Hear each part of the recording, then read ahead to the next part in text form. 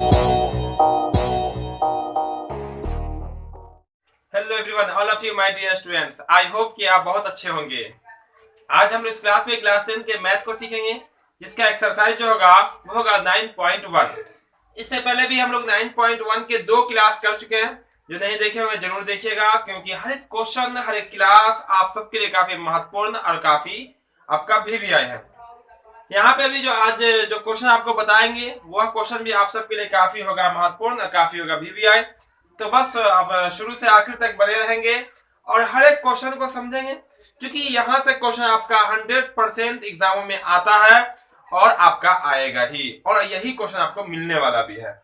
तो बस यहाँ पे सबको शेयर कर देंगे दोस्तों को। तो यहाँ पे जो हम लोग क्वेश्चन देखेंगे वो रहेगा आपका क्वेश्चन नंबर 7 से देखने वाले हैं। किससे देखने वाले हैं?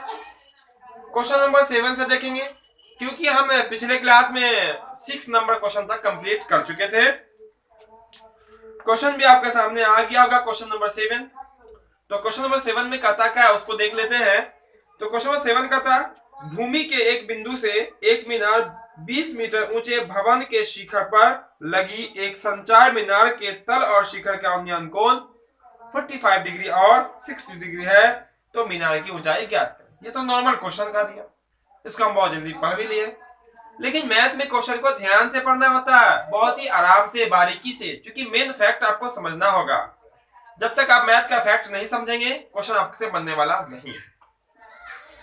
तो भूमि के एक बिंदु से मीनार, पहले एक मीनार है, भूमि के बिंदु पर क्या मीनार है, मीनार से 20 मीटर ऊंचे भवन के शिखर पर लगी एक संचार मीनार के तल और पार। देखिएगा ध्यान से, पहले बोला गया 20 मीटर ऊंचे भवन के ऊपर मीनार लगा हुआ। देखिएगा, समझिएगा यहाँ पे कैसे करने वाले हम। ये आपका हो गया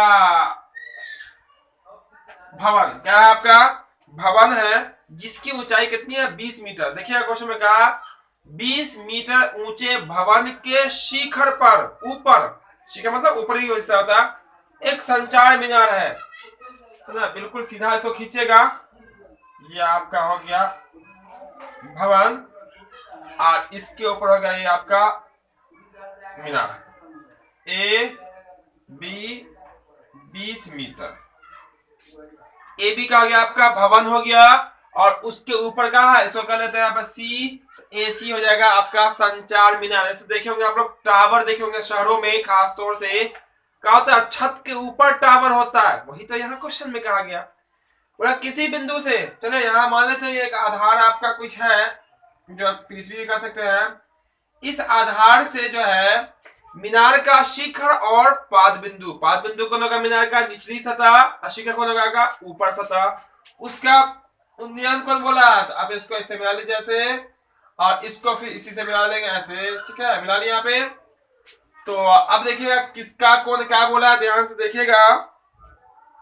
तो बोला गया यहाँ पे तल और शिखर का उन्नयन कोण क्रमशः 45 और 60। पहले तल है, तल का उन्नयन कोण ये कितना होगा आपका 45 डिग्री, और शिखर का उन्नयन कोण यानी कि पूरा वो कितना होगा आपका 60 डिग्री। यहाँ पे कर लीजिए आप डी। क्लियर ना? यानी कि ये जो, इसको हटा दीजिएगा तो ये जो बचेगा ये कितना डिग्री का 45 डिग्री है केवल, अब पूरा कितना है, ये वाला शिखर में 60 डिग्री है। शिखर मतलब यहां से लेकर यहां तक की ऊंचाई। तो बोला गया मीनार की ऊंचाई क्या होगी, ये है आपका मीनार, यहां लिख देते हैं हम h मीटर। उसी को यहाँ पे मान लेना है और आंसर कर लेना। देखिएगा ये लॉन्ग क्वेश्चन में है, 5 नंबर वाला क्वेश्चन में पूछा जाएगा, इसलिए ध्यान से देखिएगा, आप मिस नहीं कर पाइएगा ऐसे क्वेश्चन को। 2 क्वेश्चन आता है 5 नंबर वाले में, वैसे 2 नंबर वाले में भी, और ऑब्जेक्टिव में भी क्वेश्चन ऐसे यहाँ से आता है। मान लेता है यहाँ पे देखिएगा, माना कि ए बी एक क्या आपका भवन है, ए बी क्या आपका भवन है, जिसकी ऊंचाई जो है मालूम है आपको, जिसकी ऊंचाई जो है वो आपका 20 मीटर है। कितना 20 मीटर है, एवं बीसी को मान लेते हैं कुछ दूरी होगा, बी और डी में भी तो कुछ दूरी होगा, बिंदु तो है मीनार से कुछ ना कुछ, भवन से कुछ ना कुछ दूरी पे है, उसको कर लेते हैं x मीटर। कितना कर लेते हैं x मीटर, एवं बी डी की दूरी x मीटर है। ठीक है ना। फिर मान लेते हैं यहाँ पे, फिर माना कि बताइए तो मीनार कौन होगा आपका, एसी। एसी का आपका मीनार है, एसी मीनार है जिसकी जो ऊंचाई होगी, जिसकी ऊंचाई बराबर कितना मीटर, h मीटर। फिर मान लिए कि एसी का आपका मीनार है जिसकी ऊंचाई कितना है, h मीटर। और एसी जो मीनार है वो किस पे है, एबी भवन के ऊपर है, एबी भवन के ऊपर लगा हुआ मीनार। अब देखिएगा इसमें तो दो समकोण त्रिभुज दिखेगा, क्योंकि यहाँ पे 90 डिग्री का कोण बनेगा, क्लियर ना। तो इसमें एक समकोण त्रिभुज आपका छोटा होगा, जबकि दूसरा समकोण त्रिभुज आपका क्या हो जाएगा, बड़ा हो जाएगा। तो देखिएगा यहाँ पे ये आपका छोटा त्रिभुज है, इसका नाम होगा ए बी और डी। त्रिभुज का नाम क्या होगा, ए बी और डी हो जाएगा। तो यहाँ लेते हैं यहाँ पे हम लोग, इसीलिए समकोण त्रिभुज ए बी डी में किस में लेना है, ए बी डी। देखिएगा वहां पे ए बी डी कहां पे है, तो आपको साफ साफ स्पष्ट रूप से दिख रहा होगा कि ए बी डी कहां पे है, यानी कि ये वाला आपका त्रिभुज। इस त्रिभुज में जो आपको मालूम है वो लंब मालूम है 20, क्योंकि आपका कोण यहाँ बन रहा है वो भी कितना 45 बन रहा है, कितना बन रहा है 45 बन रहा है। यह आपका लंब है, यह आपका क्या है, आधार है। तो लंब और आधार किसका फॉर्मूला होता है, तो वो होता है आपका टेन का। किसका होता है, टेन का होता है। इसीलिए आप लिख सकते हैं यहाँ पे टेन 45, कितना लिखेगा, टेन 45, क्योंकि एंगल कितना 45 है इसके लिए। लंब हो जाएगा आपका 20 और आधार हो जाएगा आपका x, क्लियर ना। अब देखिएगा टेन 45 का जो वैल्यू होता है वो कितना होता है आपका x 1 होता है। टेन 45 1 और cot 45 भी 1 होता है। चलिए टेन का काम करेंगे इसलिए 20/x मल्टीप्लाई गुना कीजिए, यहाँ पे मल्टीप्लीकेशन कीजिएगा तो x इक्वल हो जाएगा आपका 20। कितना होगा, x का वैल्यू आया आपका 20 मीटर। कोई दिक्कत यहाँ तक, यानी कि ये वाला जो निकल गया बीडी जो निकल गया वो कितना निकल गया, x। हम कह सकते हैं कि मीनार से जो बिंदु था जहां से कोण बन रहा है उसकी दूरी कितनी है, 20 मीटर। फाइनल आंसर जो निकालना है वो किसका वैल्यू, मीनार की ऊंचाई निकालनी है। तो क्या करेंगे यहां से देखिएगा, फिर देखिएगा ये पे आंसर हो जाएगा, ज्यादा लंबा क्वेश्चन है नहीं। पहले लिए हम छोटा त्रिभुज, अब लेंगे बड़ा त्रिभुज। बड़ा त्रिभुज में क्या होगा देखिएगा ध्यान से, यहाँ पे ए बी और डी, यानी कि इसका कोई काम नहीं, इसका कोई काम नहीं होगा। तो देखिएगा आपको ये समकोण त्रिभुज दिख रहा होगा सी बी डी, जिसमें लंब यानी कि ऊंचाई दोनों हो जाएगी, आधार आपका ये रहेगा। तो यहाँ पे भी लंब मालूम है और आधार मालूम है, तो किसका फॉर्मूला, तो टेन का फॉर्मूला लगाएंगे। देख सकते हैं आप यहाँ पे टेन 60 डिग्री, कितना डिग्री 60, क्योंकि शिखर के साथ 60 डिग्री आपको बना रहा है। लंब का होगा यहाँ पे तो h प्लस में 20, आधा आपका कितना आपका x।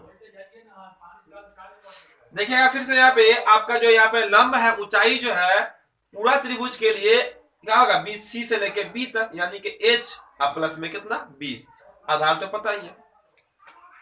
अब क्या कीजिएगा, यहाँ से टेन 60 का वैल्यू रख दीजिए। तो टेन 60 का वैल्यू क्या होता है, तो टेन 60 का जो वैल्यू होता है वो होता है आपका √3, कितना होता है, √3 होता है।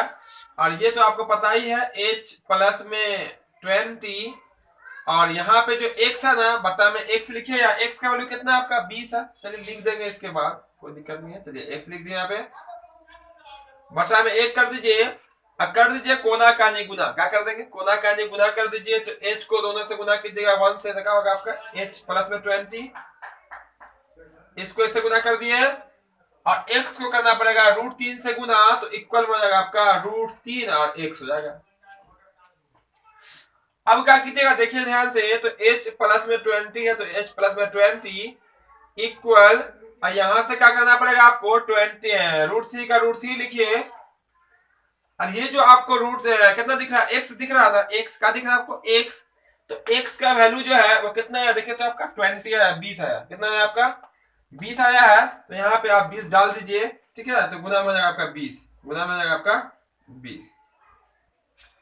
समझ में आया कैसे कर दिए, x का वैल्यू रख दिए, x का वैल्यू कितना है आपका 20, यहाँ पे आप लिख सकते हैं x का मान रखने पर, x का मान रखने पर,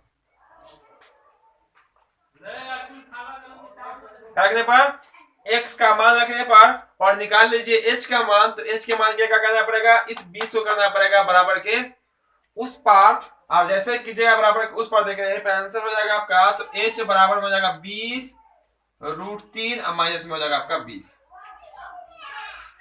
20 को √3 से गुणा कीजिएगा 20√3, ये 20 जाएगा उस पार, तो क्या हो जाएगा आपका माइनस में हो जाएगा 20, क्या हो जाएगा माइनस में 20 हो जाएगा। अब यहां से घटाइएगा मतलब कॉमन लीजिएगा, तो आपका हो जाएगा 20 कॉमन, तो हो जाएगा √3 माइनस में 1। इतना ठीक है। और यहीं पर आपका आंसर भी कर दिया, आपका यहीं पर आंसर कंप्लीट कर दिया। या अगर इच्छा कर रही हो, मन कर रहा हो, तो √3 का वैल्यू डाल लीजिए 1.73 माइनस करके 20 से मल्टीप्लाई कर लीजिए, तो आपका आंसर भी हो जाएगा। ये भी आपका आंसर सही है। तो फाइनली हम लिख सकते हैं, इसीलिए मीनार की ऊंचाई, इसीलिए मीनार की ऊंचाई बराबर कितना आ जाएगा आपका 20 ब्रैकेट √3 माइनस 1 मीटर आंसर कर लीजिए। ठीक है, ये आपका फाइनल आंसर हो जाएगा। तो मीनार की ऊंचाई कितनी निकल के आई, तो मीनार की ऊंचाई निकल के आई 20√3 माइनस 1, यानी कि 20 इंटू में कह सकते हैं, 20 इंटू में √3 माइनस 1 आपका मीटर में, ये होगा मीनार की ऊंचाई, यानी कि ये वाली ऊंचाई। इसको लगा दीजिएगा ऐसे, इसका डायग्राम बनेगा। ठीक है, और ऐसे क्वेश्चन में बिना डायग्राम का बनता नहीं है, आपका कंपलसरी है कि आपको डायग्राम बनाना पड़ेगा। जैसे जैसे क्वेश्चन में कहा गया वैसे वैसे क्या कर देंगे, हम डायग्राम बना देंगे, फिर आपका फाइनल आंसर हो जाएगा। उम्मीद करते हैं बिल्कुल आसानी से सबको समझ में आ गया होगा यह क्वेश्चन आपका कैसे बना है। बिल्कुल आसान है, बहुत ही इजी प्रोसेस में आपको बताया गया, 100% स्टूडेंट को समझ में आ गया। तो जल्दी से स्क्रीनशॉट ले लेंगे, तो इसको कर देते हैं हम साफ। अब फिर देख लेते हैं अगला क्वेश्चन, जो कि रहेगा क्वेश्चन नंबर 8। चलिए, ये हो गया आपका साफ। तो जो क्लास में देरी से आए होंगे, जो क्लास को लाइक अब तक नहीं किए होंगे, क्लास को लाइक कर दीजिए जल्दी से सब लोग। और जो चैनल पे नए होंगे, चैनल को सब्सक्राइब करके बेल आइकन जरूर दबा लेंगे, ताकि आपको हर एक क्लास का नोटिफिकेशन मिले और आप भी बिल्कुल आसानी पूर्वक अपनी तैयारी कर सकते हैं। तो यहाँ पे जो हम लोग देख रहे हैं हाइट एंड डिस्टेंस, यहाँ से बहुत सारे क्वेश्चन पूछे जाते हैं एग्जाम में। हर एक क्वेश्चन काफी वीवीआई काफी महत्वपूर्ण है, तो बस आप लोग लगातार बने रहिएगा, ताकि आपको बिल्कुल आसानी से सबका समझ में आ जाए। अब जो क्वेश्चन होगा वो क्वेश्चन नंबर क्या होगा, आपका 8 होगा। तो देखिएगा ध्यान से, 8 नंबर क्वेश्चन को भी देखने वाले हम लोग। तो ये हो गया आपका, बिल्कुल क्लीन हो गया आपका। तो क्वेश्चन नंबर 8 में कहता क्या है उसको देख लेते हैं। तो आपके सामने भी होगा क्वेश्चन, देखिएगा यहाँ पे बोला गया, एक पेडस्टल के शिखर पर एक 1.5 मीटर ऊंची मूर्ति लगी हुई। एक पहले पेडस्टल है, यानी कि कोई भी में खड़ा है, खंबा समझिए पेडस्टल। ठीक है, उसके ऊपर में एक मूर्ति लगी हुई है, उसकी ऊंचाई कितनी है 1.6। चलिए बना लेते हैं। देखिए ये आपका पेडस्टल है, कर लेते हैं, ये आपका हो जाएगा पेडस्टल। इसके ऊपर लगी हुई है ये आपकी मूर्ति। इस मूर्ति की ऊंचाई कितनी है 1.5 मीटर है। मतलब ए बी आपका पेडस्टल है और ए सी आपकी मूर्ति है। इससे पहले क्या था, भवन के ऊपर जो था आपका मीनार, यहाँ पे वहां पे भवन की ऊंचाई मालूम थी, यानी कि यहाँ पे वाला मालूम था, ये भी निकालना था। यहाँ पे क्या ऊपर वाला मालूम है, जबकि नीचे वाला नहीं मालूम है, पेडस्टल की ऊंचाई नहीं मालूम है। फिर बोला गया भूमि के एक बिंदु से मूर्ति के शिखर का उन्नयन कोण 60 डिग्री। भूमि के एक बिंदु, चलिए इसको हम ऐसे कर लेते हैं, सेम आपका डायग्राम बनेगा।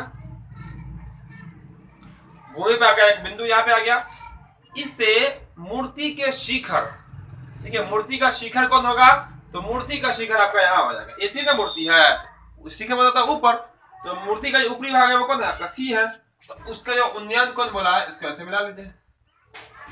ठीक है, बिल्कुल सीधा मिलाइएगा, इसमें टेढ़ा बड़ा नहीं होना चाहिए। चलिए देखिए, आप ऐसा कर लीजिए, यहाँ पे कर लेते हैं।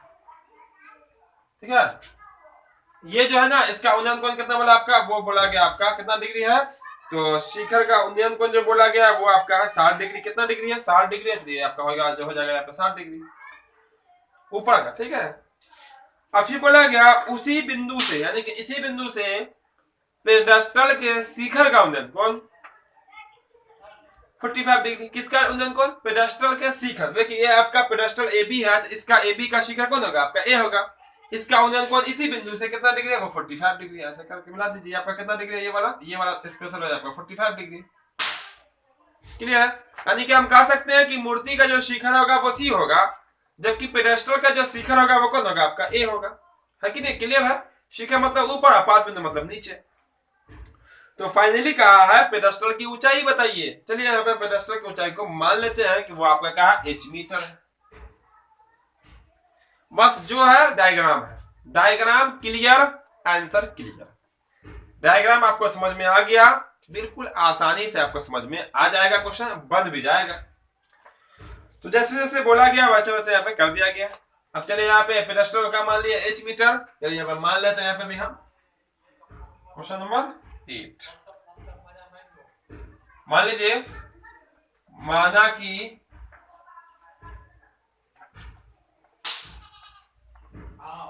पेडेस्टल की ऊंचाई कितना मीटर? h metre. कितना मीटर मान लिया पेडेस्टल की ऊंचाई? h मीटर मान लिया, जो कि आपका ए बी है। आप ऐसे भी लिख सकते हैं, माना कि पेडेस्टल की ऊंचाई ए बी बराबर h मीटर या h मीटर, कोई दिक्कत नहीं है। मानने का तरीका अपना अपना है, जितनी बार बनाइएगा उतनी बार का होगा, भाषा चेंज होता चला जाता है, कोई दिक्कत नहीं उससे। और एसी आपकी का मूर्ति है वो तो सबको पता ही है, डायग्राम में दिख ही रहा है, चलिए कोई दिक्कत नहीं। इसीलिए आते हैं डायरेक्ट यहाँ पे इसके डायग्राम पे। इसीलिए त्रिभुज पहले किसकी बात करने वाला है? तो पहले करने वाला छोटा वाले त्रिभुज की। और जैसे जस्ट इससे पहले जो बना है क्वेश्चन, सेम क्वेश्चन आपका वैसे ही बनेगा। बस यहाँ पे कहा ऊपर का मालूम, नीचे वाला मालूम, वर्ड का आपका सेम प्रोसेस, आपको सेम प्रोसेस में क्लियर कर लेना है। पहले छोटा त्रिभुज, बाद में बड़ा वाला त्रिभुज। यानी कि आपको लेना पड़ेगा त्रिभुज ए, यहाँ सॉरी यहाँ पे डी लिख लीजिए। आप कर सकते हैं ए बी डी में, ए बी डी में कर लीजिए, ए बी डी।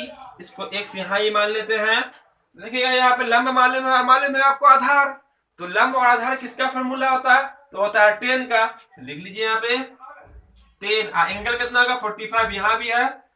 यहाँ पे क्या होगा? लंब h है और आधार कितना आपका x। ठीक है क्लियर? लंब यहाँ, आधार यहाँ। 1045 का वैल्यू 1। इससे पहले वाले क्वेश्चन में भी 1 देखे हैं, h बाई एक्स। तो यहाँ पे x का वैल्यू कितना होगा? आपका h हो जाएगा। इक्वेशन नंबर 1 कर सकते हैं। ठीक है, यहाँ पे या आप h बराबर x लिख लीजिए, जैसे मर्जी हो वैसे लिख सकते हैं, x बराबर h या h बराबर x।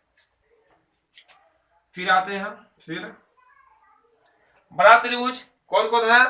C B D. Just इससे पहला वाला क्वेश्चन, दोनों क्वेश्चन प्रोसेस आपका बिल्कुल सेम है, एक ही जैसा है। त्रिभुज सी बी डी में सीबीडी की बात करेंगे, इस लाइनिंग का कोई काम होगा नहीं।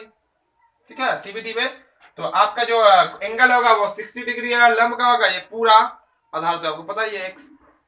तो यहाँ भी 10 होगा, लंब 10 यहाँ कितना होगा आपका 60 डिग्री। 10 कितना आपका 60 ही ना, बिल्कुल 60 है। दोनों क्वेश्चन में एंगल भी वही था, सिर्फ भाषा ले क्वेश्चन का थोड़ा सा बदला हुआ था। लंब आपका लगा 1.5 प्लस में x प्लस में h है ना, प्लस में h अब बटा में हो जाएगा x। इसका वैल्यू डाल लीजिए तो होता है √3। कितना होता है? 10 साल की वैल्यू √3। इससे पहले क्वेश्चन भी सेम प्रोसेस का क्वेश्चन है।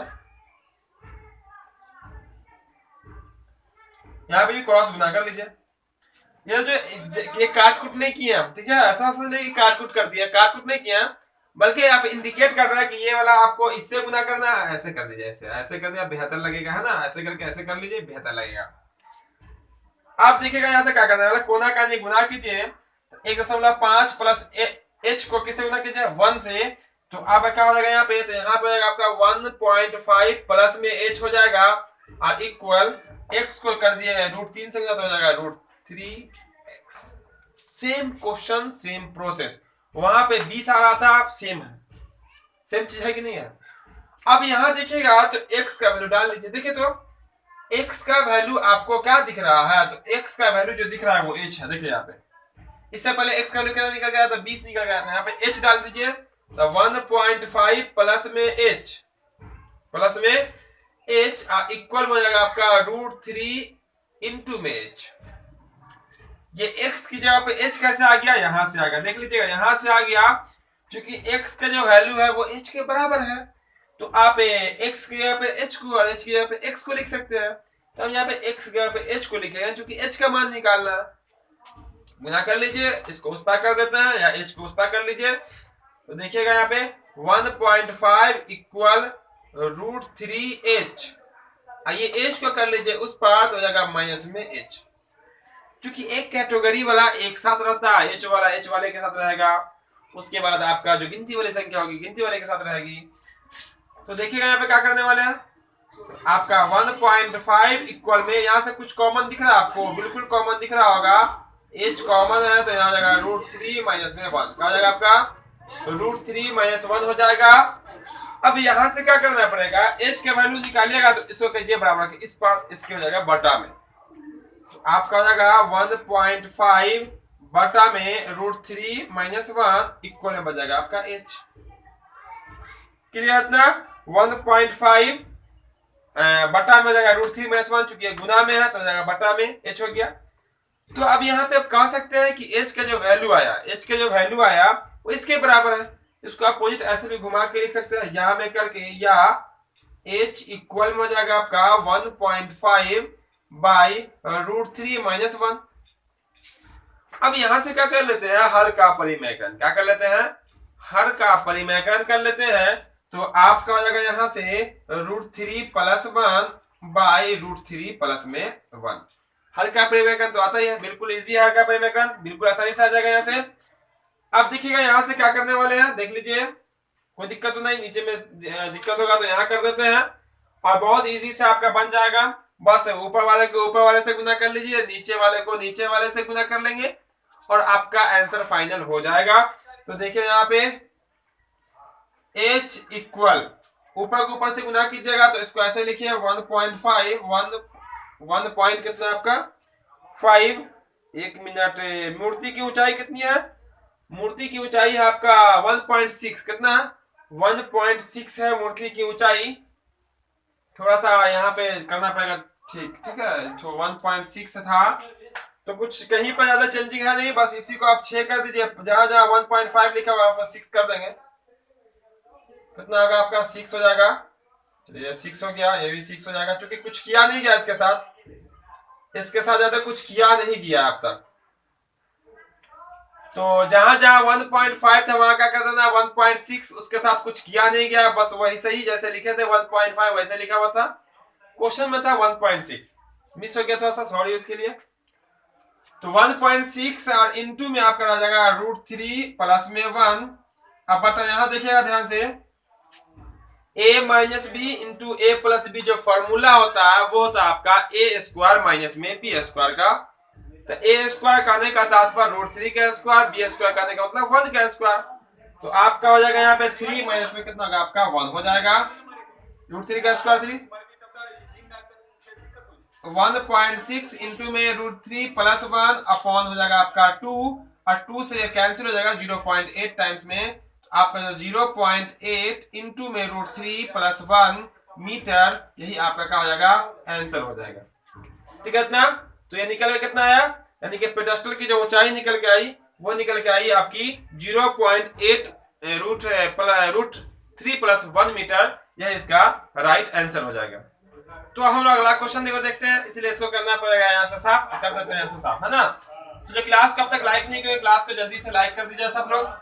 जो देरी से आए होंगे वो क्लास को पूरा करने के बाद आखिरी में फिर जरूर देख लीजिएगा, क्योंकि हर एक क्वेश्चन आपके लिए रहेगा महत्वपूर्ण है, काफी वीवीआई है, तो कोई भी क्वेश्चन आपका मिस नहीं होना चाहिए। तो जो चैनल पर नए भी होंगे वो चैनल को तो सब्सक्राइब कर ही लेंगे, क्योंकि बहुत ही आपका यहाँ पे रेगुलर क्लास हो रहा और आपको पूरा बहुत ही आसानी पूर्वक आपकी तैयारी यहाँ से हो जाएगी। तो चैनल को सब्सक्राइब करके बेल आइकन जरूर दबा लेंगे। चलिए यहाँ से हो गया आपका साफ, और देख लेते हैं क्वेश्चन नंबर आपका 9। तो संभवतः आज के क्लास का अंतिम क्वेश्चन होगा, और वो क्वेश्चन होगा काफी महत्वपूर्ण, काफी वीवीआई क्वेश्चन। तो ये हो गया आपका साफ, और देख लेते हैं क्वेश्चन नंबर 9 को कि क्वेश्चन नंबर 9 कहता क्या है। चलिए 9 नंबर क्वेश्चन नंबर 9 में कहा गया यहाँ से कि एक मीनार के एक पाद बिंदु से एक भवन के शिखर का उन्नयन कोण 60 डिग्री। देखिए ध्यान से देखिए, कौन के किसका पाद बिंदु किसका शिखर, इसको नहीं देखेगा तो दिक्कत हो जाएगा। चलिए देखिए, सबसे पहले हम भवन है और मीनार है, तो एक जगह हम भवन बना लेते हैं, एक जगह मीनार बना लेते हैं। चलिए देखिए यहाँ पे ये मान लेते हैं भवन है, ये आपका मीनार है, कुछ भी मान लीजिए, ठीक है। ये देखिए मानते हैं हम लोग काल्पनिक रूप से, ये वास्तविक में आपका ऐसा होगा। ये काल्पनिक एक डायग्राम बनाते हैं हम लोग, उसको देखिए यहाँ पे क्या है। मान लीजिए कि ए बी आपका मीनार है, ये आपका क्या है, मीनार है, ये आपका मीनार है, यहाँ लिख चलिए मीनार, मीनार, ठीक है। ए बी का आपका मीनार है। बोला गया एक मीनार के पाद बिंदु, मीनार का पाद बिंदु कौन होगा, ये होगा नीचे वाला। पाद बिंदु से एक भवन के शिखर का उन्नयन कोण, शिखर का उन्नयन कोण 30 डिग्री है, तो शिखर का उन्नयन कोण भवन का शिखर कोण होगा, यहाँ पे ऊपर में होगा। इसको आप इससे मिला दीजिए ऐसे करके, ऐसे।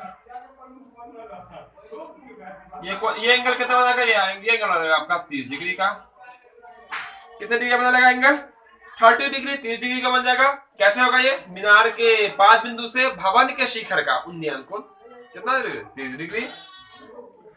और भवन के पाद बिंदु से, और क्या बोला, और भवन के पाद बिंदु से, तो भवन का पाद बिंदु कौन है, तो भवन यहाँ ना दिख रहा है आपका, तो पाद ये आपका भवन का शिखर, तो भवन का पाद बिंदु का होगा, यहाँ पे होगा।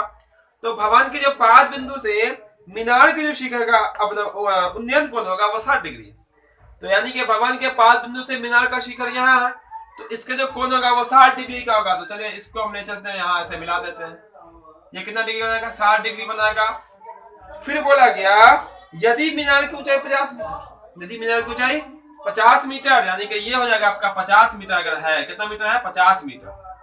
कितना मीटर है मीनार की ऊंचाई, 50 मीटर है। तो बोला गया भवन की ऊंचाई क्या होगी, भवन की ऊंचाई का वेरी सिंपल क्वेश्चन है, घबराइएगा नहीं। देखिए यहाँ पे मान लेते हैं h मीटर, इसको मान लेते हैं x मीटर।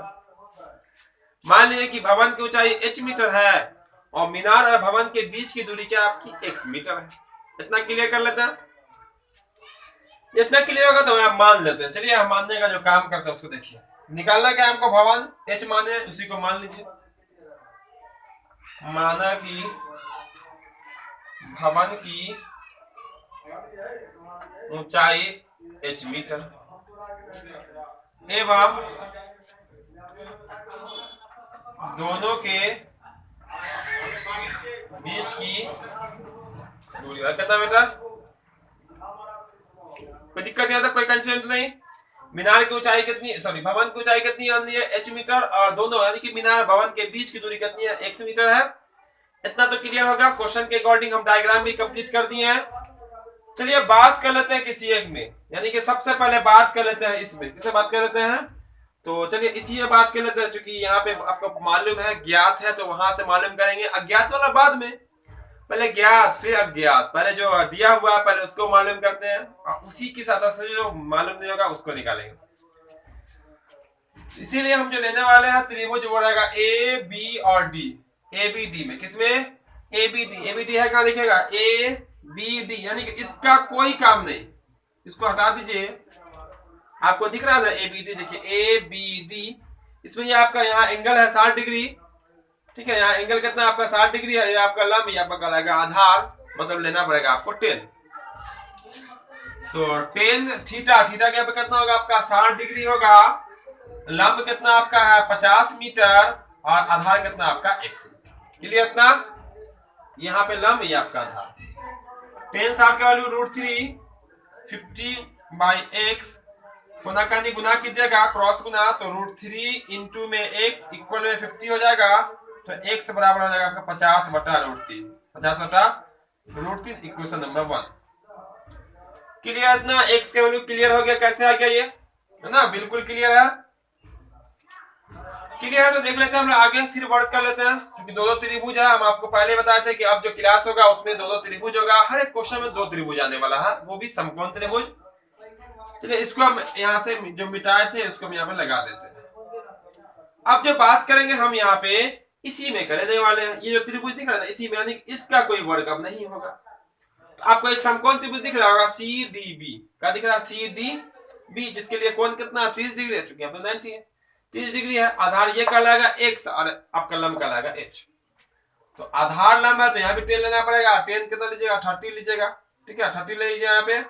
तो आपका आधार लंब हो जाएगा h, आधार कितना आपका x, ठीक है, लंब बटा आधार, सबको समझ में आ गया होगा।